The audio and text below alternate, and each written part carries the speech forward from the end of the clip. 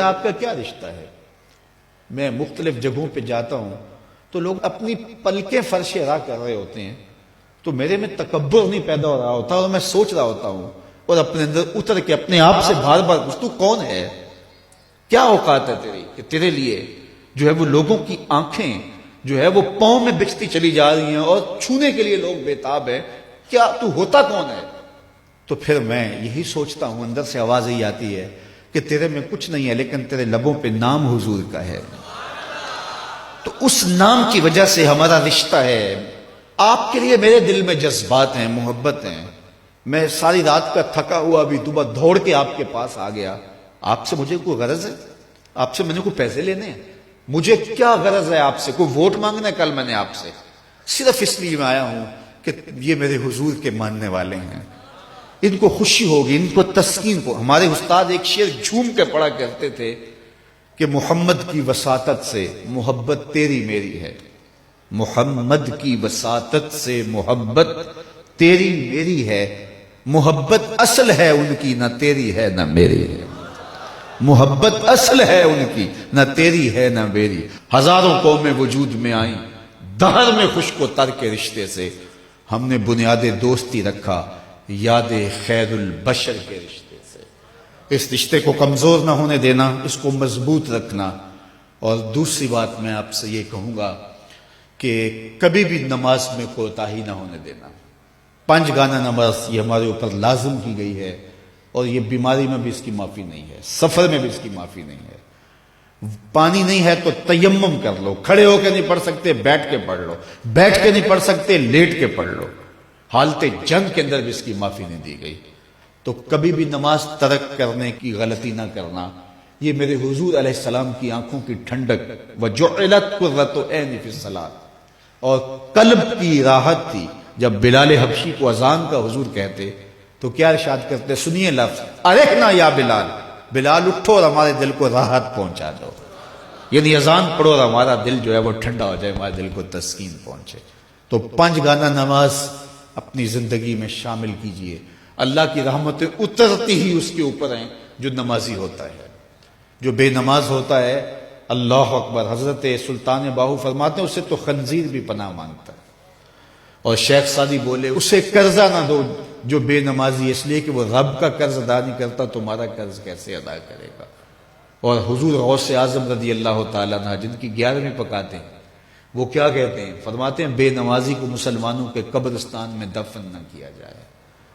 کتنی بڑی بات ہے، من ترک الصلاۃ متعمدا فقد کفر جہارا، فرمایا جس نے جان بوجھ کر نماز چھوڑی گویا اس نے اعلانیہ کفر کیا۔ قیامت کے دن بندے سے سب سے پہلا سوال نماز کا ہوگا۔ قرآن بتاتا ہے کچھ لوگ کھینچ کے گھسیٹ کے جہنم کو لے جائے جا رہے ہوں گے، لوگ ان کو ملیں گے، ان کو کہیں گے ما سلککم فی سقر، تم جہنم کو کیوں جا رہے ہو، کیا ہوا؟ تو وہ کیا کہیں گے؟ لم نک من المصلی، ہم نماز نہیں پڑھا کرتے تھے، اور بہت اچھے اعمال تھے لیکن نماز نہیں پڑھا کرتے تھے، آج جہنم میں جانے کا سبب یہ ہے۔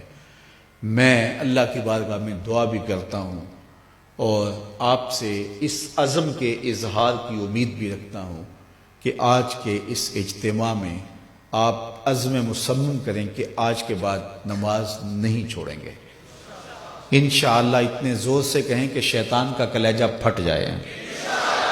5 گانا نماز شعار زندگی میں۔ مسجدیں بتائیں کہ ایک اجتماع ہوا تھا اسوہ رسول کے نام سے، اور یہ جو مسجدوں کی رونق بڑھ گئی ہے یہ اس اجتماع کا نتیجہ ہے۔ تو پھر یہ سامعین اور یہ منتظمین خوش ہو جائیں گے، اور یہ خبر میرے کانوں تک پہنچی تو مجھے بھی خوشی ہوگی، یار میں نے اور انہوں نے کیا خوش ہونا ہے، آمنہ کے لال خوش ہو جائیں گے کہ ان لوگوں نے 5 گانا نماز شعار زندگی بنا لیا ہے۔ ہمارے بزرگ فرمایا کرتے تھے سونے سے قبل 5 انگلیاں بھی گن لیا کرو اور 5 نمازیں بھی گن لیا کرو۔ اگر 5 نمازیں پوری ہیں تو اللہ کا شکر ادا کیا کرو۔ کسی کا حق غصب نہ کرنا، کسی کو تکلیف نہ دینا، حقوق العباد کی سختی سے پابندی کی تلقین کی گئی ہے۔ جس نے کسی کے صرف 3 پیسے مارے، 3 پیسے، قیامت کے دن اس کی 700 نمازیں جو جماعت کے ساتھ پڑھی لے لی جائیں گی۔ 700 نمازیں صرف ایک ٹگے کے عوض میں لے لی جائیں گی، 3 پیسوں کے عوض میں لے لی جائیں گی۔ تو اب مجھے بتائیے کہ اگر سویر سے لے کر ہم شام تک فراڈ کر رہے ہیں، دھوکہ کر رہے ہیں، لوگوں کے کلیجے چیر رہے ہیں، ہمارے جملوں کے نشتر لوگوں کے کلیجے پھاڑ رہے ہیں، تو پھر قیامت کے دن کس کس کا حساب دیں گے؟ کتنی کو نمازیں ہمارے پاس جو ہم دیکھ جان چھڑائیں گے؟ تو آئیے اس تھوڑی سی زندگی کو اللہ کے نام پہ گزاریں، اللہ کے نام پہ گزاریں۔ آج موقع ہے، توبہ کا دروازہ کھلا ہے، کل سب کچھ نہیں ہوگا۔ بندے کو اس وقت سمجھ آتی ہے جب سمجھ آنے سے کچھ فائدہ نہیں ہوتا۔ وہ قرآن بتاتا ہے کہ ظالم ہاتھ کاٹیں گے لیکن کوئی فائدہ نہیں ہوگا، اور وہ کہیں گے کہ یا لیتنی قدمت لحیاتی، کاش میں یہ زندگی آخرت والی زندگی کے لیے گزاری ہوتی، لیکن پھر کوئی فائدہ نہیں ہوگا۔ آج کا پچھتاوا کل کی بہتری کی ضمانت ہے۔